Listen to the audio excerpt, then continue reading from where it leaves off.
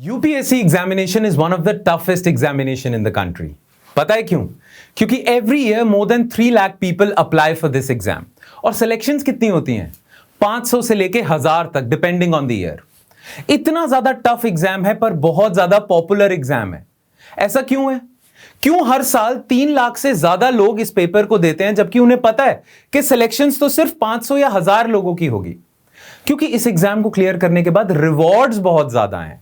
आपको dream job मिलती है, इस देश की बेस्ट जॉब मिलती है, IAS, IPS, IRS, those people who rule the country, वो जॉब्स मिलती हैं आपको इस एग्जाम को क्लियर करने के बाद। नाउ ये जो एग्जाम है ये बहुत ज्यादा टफ है और इसके टफ होने के बहुत सारे कारण हैं। सबसे पहला कारण तो अभी आपको नंबर्स से ही समझ आ जाएगा, जो मैंने अभी आपके सामने नंबर्स रखे कि 3 लाख में से सिर्फ 500 या 1000 लोग सेलेक्ट होंगे। तो सबसे पहला कारण तो कंपटीशन है। कंपटीशन ही इतना वास्ट है, तो कैसे इस एग्जाम को पार पाया जाए जब इतने सारे भीड़ में से कुछ चुनिंदा लोगों को ही सेलेक्ट किया जाएगा। और दूसरी प्रॉब्लम इस एग्जाम के सिलेबस से रिलेटेड है। यह एग्जाम का जो करिकुलम है, सिलेबस है, वो बहुत बड़ा चैलेंज प्रेजेंट करता है। और मे बी इसी सिलेबस के चैलेंज की वजह से ही ना सिर्फ कुछ ही लोग इस एग्जाम को क्लियर कर पाते हैं। अप्लाई तो 3 लाख लोग करते हैं पर जो सिलेक्शंस हैं वो सिर्फ कुछ ही लोगों की होती है, क्योंकि सिलेबस बहुत ज्यादा प्रॉब्लमैटिक है। प्रॉब्लमैटिक वर्ड नहीं यूज करना चाहिए मुझे, पर सिलेबस में कुछ मुद्दे तो हैं। जो यूपीएससी का सिलेबस है ना, it suffers from 3 V's। 3 V's। अब वो 3 V's क्या हैं? एक तो यूपीएससी सिलेबस की वॉल्यूम ज्यादा है, बहुत ज्यादा वाइड सिलेबस है, बहुत ज्यादा सिलेबस है, और तभी इस एग्जाम की प्रिपरेशन के लिए तकरीबन 1 साल तो लग जाता है। तो एक तो इसकी वॉल्यूम ज्यादा है, देन वैरायटी बहुत ज्यादा है सिलेबस में। अगर आपका एग्जाम होता है और किसी एक सब्जेक्ट का एग्जाम होता है तो भी बात समझ आती है, तो भी मुश्किल हल हो जाती है। पर यूपीएससी का exam actually expects you to know about most of the subjects that you are taught in the school. Maximum subjects, economics, polity, science and technology, geography, environment, है ना, इतने सारे सब्जेक्ट के बारे में थोड़ा थोड़ा आपको पता होना चाहिए। अगर एक ही सब्जेक्ट होता तो उसको तो काबू किया जा सकता है, पर जब इतने सारे सब्जेक्ट्स होते हैं और इतने सारे सब्जेक्ट्स पे थोड़ी बहुत मास्टरी करनी होती है तो ये वैरायटी की प्रॉब्लम होती है, और यूपीएससी का सिलेबस सफर्स फ्रॉम दैट। और तीसरी और बड़ी प्रॉब्लम पता क्या है? वेलोसिटी। वेलोसिटी मतलब यूपीएससी के एग्जामिनेशन में करंट अफेयर्स बहुत बड़ा रोल प्ले करते हैं, और करंट अफेयर्स तो हर रोज अपडेट होते जाते हैं। हर रोज कोई नई गवर्नमेंट की स्कीम आ जाती है, कोई नई डेवलपमेंट हो जाती है, कोई गवर्नमेंट नई पॉलिसी लेके आती है। वो सारी पॉलिसीज, वो सारी स्कीम्स, वो सारी डेवलपमेंट्स आपको पता होनी चाहिए, बिकॉज आपसे एग्जामिनेशन में उसके बारे में पूछ लिया जाता है।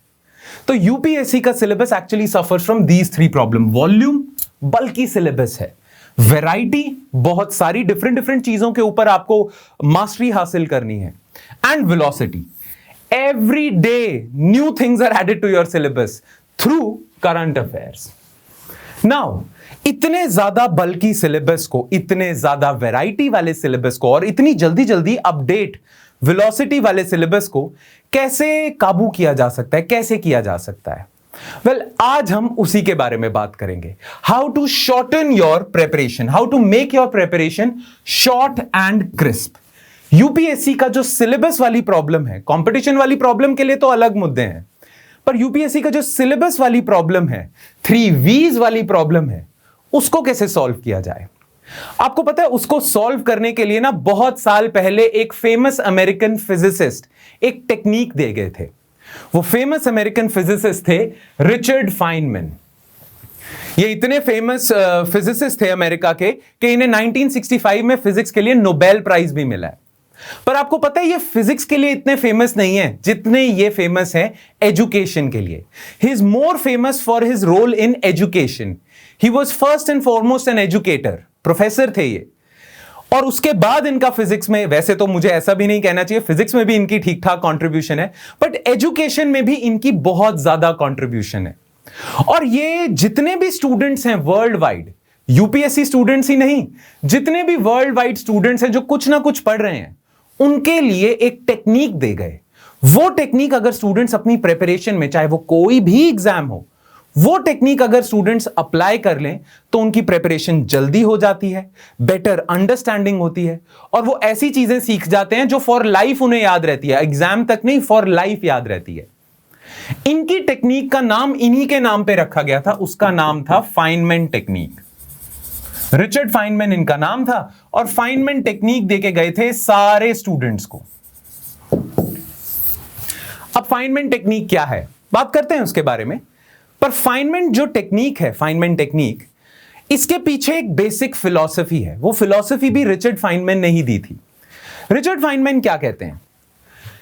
रिचर्ड फाइनमैन कहते हैं, anyone can make a subject complicated but only someone who understands can make it simple.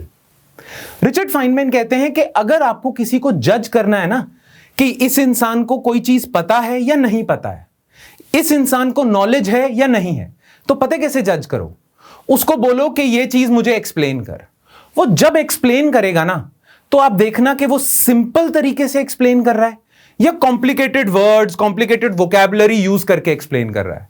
अगर वो कॉम्प्लिकेटेड वर्ड्स, टेक्निकल वर्ड्स, बहुत ज्यादा ऐसे वर्ड्स यूज करके आपको एक्सप्लेन कर रहा है ना, तो समझो उसकी नॉलेज अधूरी है।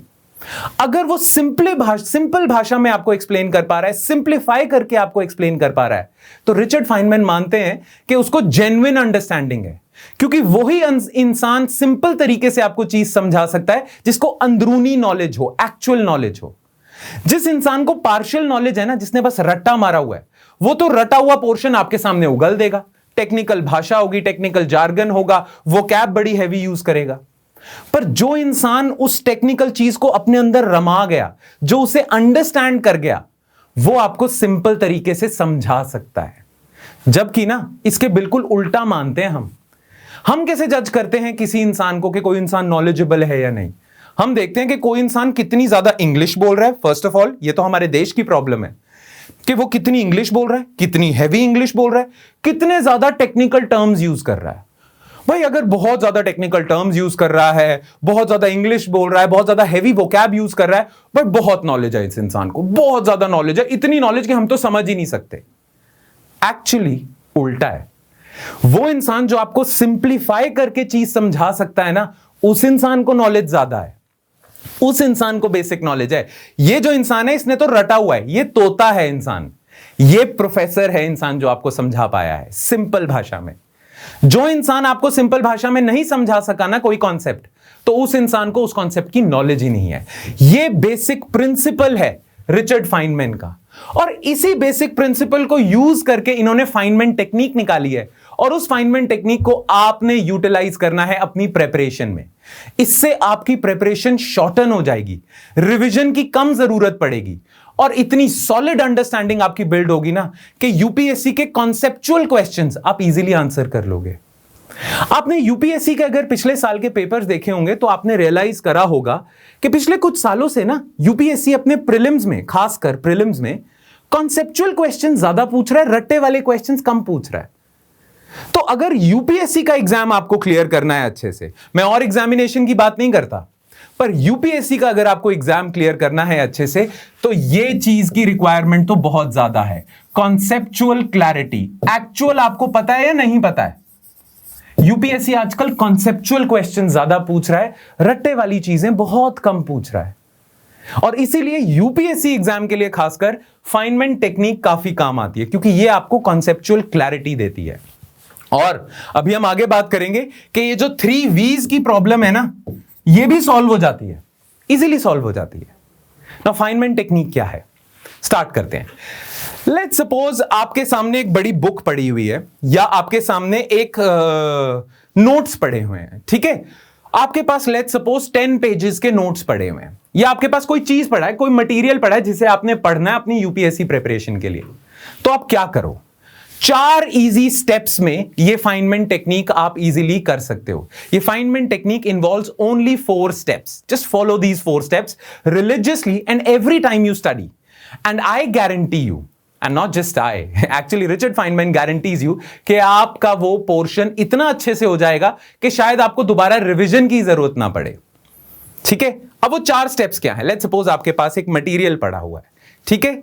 अब आपने क्या करना है, सबसे पहले उस मटेरियल को डिवाइड कर लेना है, divided into parts, holistic parts.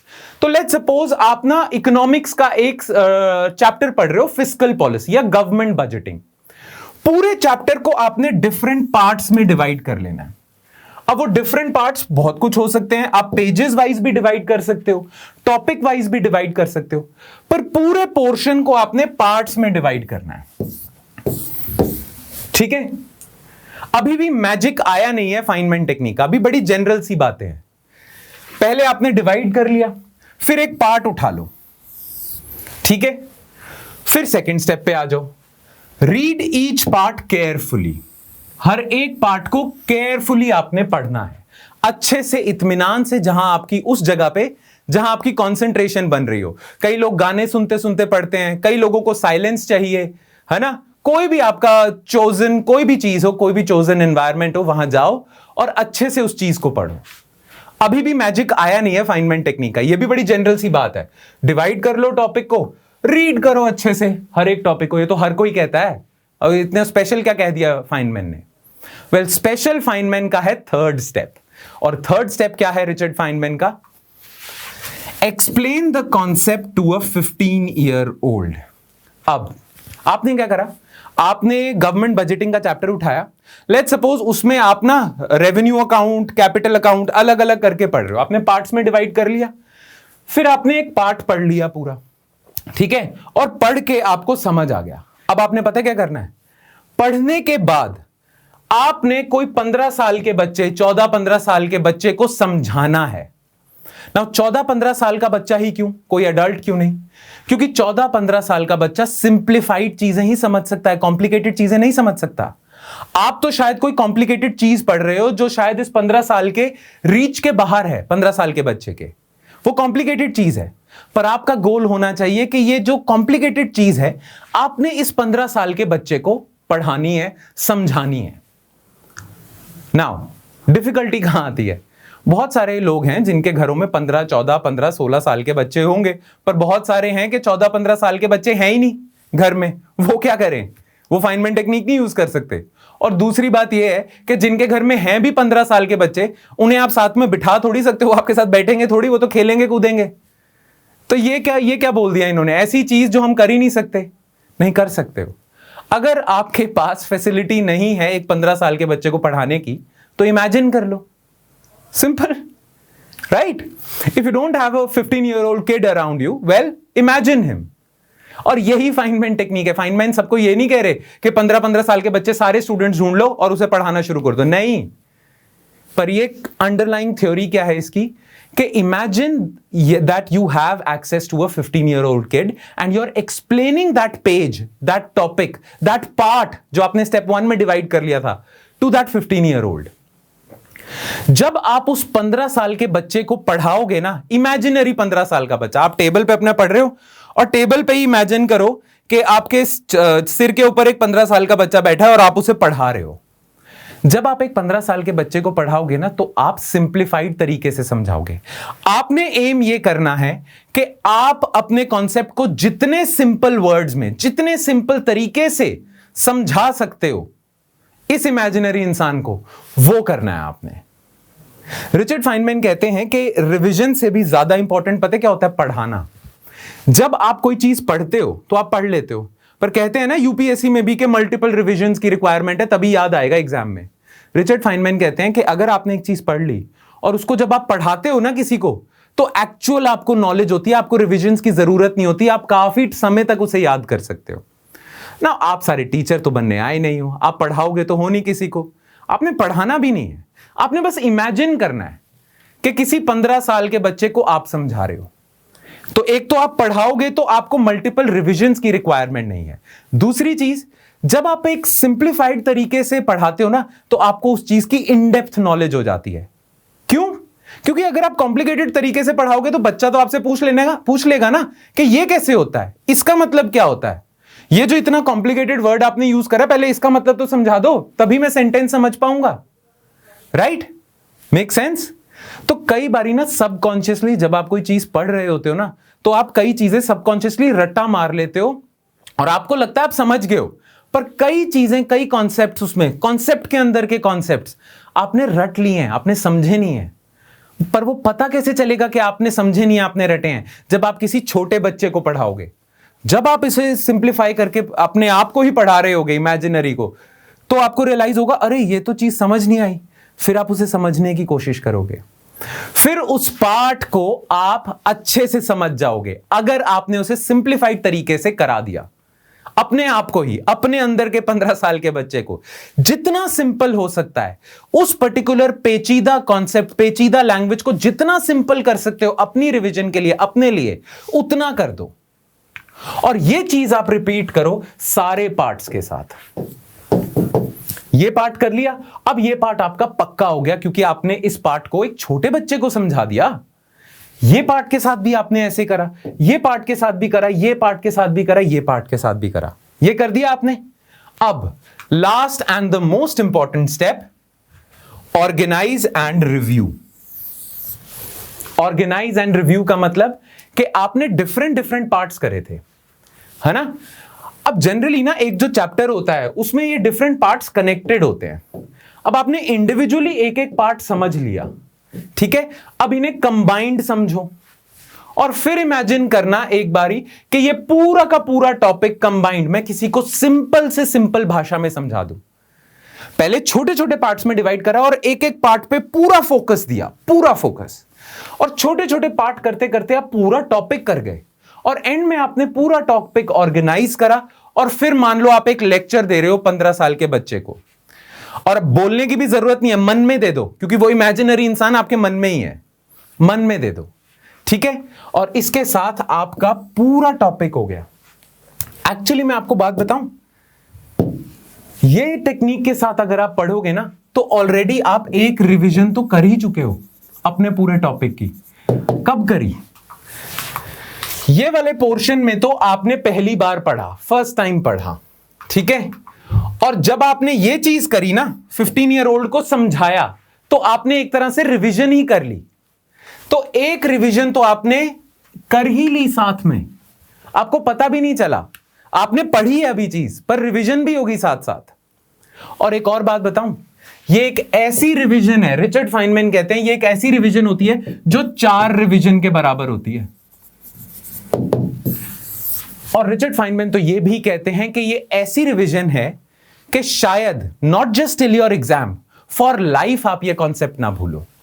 और यूपीएससी में रट्टे वाली चीजें क्योंकि कम आ रही हैं, मेन तो आपको कॉन्सेप्ट्स याद होने चाहिए, और वो अगर आप इस टेक्निक से करते हो तो आपको कॉन्सेप्ट्स याद ही हो गए सारे, रिवाइज भी हो गए 4 बार ऑटोमेटिकली, ठीक है।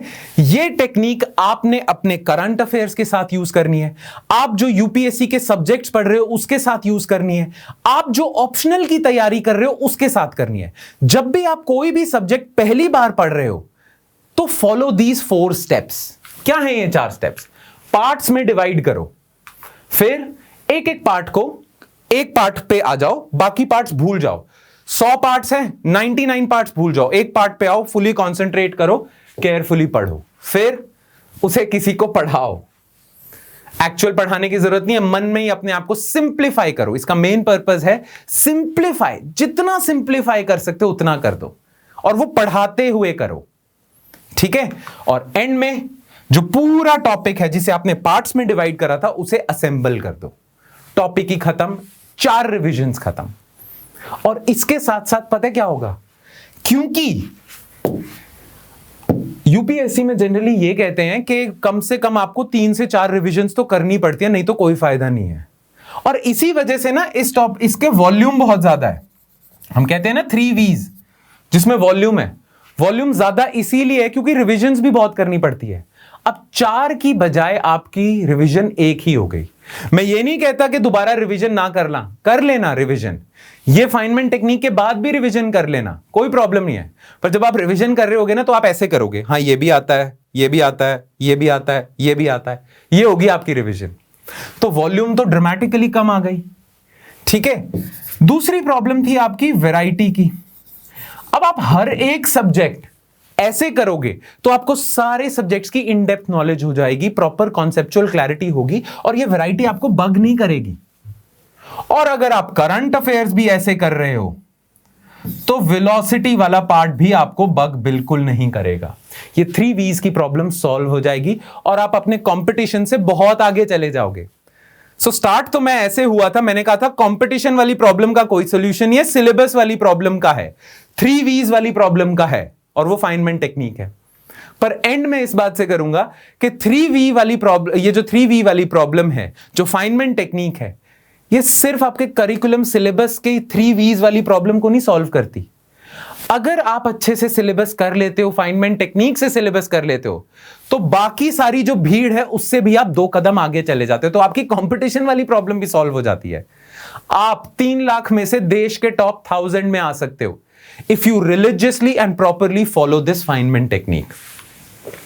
ठीक है, तो ये थी फाइनमेंट टेक्निक और इसे आपने यूटिलाइज कैसे करना है ये मैंने आपको बता दिया, पर ब्रॉड ओवरव्यू दिया है। पता है फाइनमेंट टेक्निक जैसी ऐसी बहुत सारी छोटी छोटी टेक्निक्स हैं, ये जैसे 4 स्टेप की टेक्निक थी, ऐसी बहुत सारी छोटी छोटी टेक्निक्स हैं जो हम अपने स्टूडेंट्स को करवाते हैं हमारे बैचेस में। हमारे यूपीएससी के कोर्सेज चल रहे हैं, next year UPSC, next to next year के यूपीएससी के हमारे बहुत सारे कोर्सेज चल रहे हैं। जुलाई बैच चल रहा है, अगस्त, सितंबर बैच, अक्टूबर बैच, दिसंबर बैच भी अभी आने वाला है। तो हमारे जो कोर्सेज चलते हैं उसमें हम सिर्फ फाइनमेंट टेक्निक से नहीं कराते, हम ऐसी बहुत सारी छोटी छोटी टेक्निक्स हैं जिन्हें यूज करके आप एक तरह से, आपको एक एज मिल जाता है बाकी लोगों के मुकाबले, वो सब हम करते हैं। तो अगर आपने ऐसी चीजों के बारे में सीखना है then give us a call. ये कॉल आप करना नीचे दिए गए नंबर पे, डिस्क्रिप्शन सेक्शन में नंबर दिया होगा, उस पर जरूर कॉल करना and I am sure we can help you out with your UPSC preparation. Alright, so now you know the Feynman technique और उसे अगर आप अप्लाई करोगे तो ये मेरी गारंटी है कि आप बहुत सारी भीड़ से 2 कदम आगे चले जाओगे। Alright, thank you.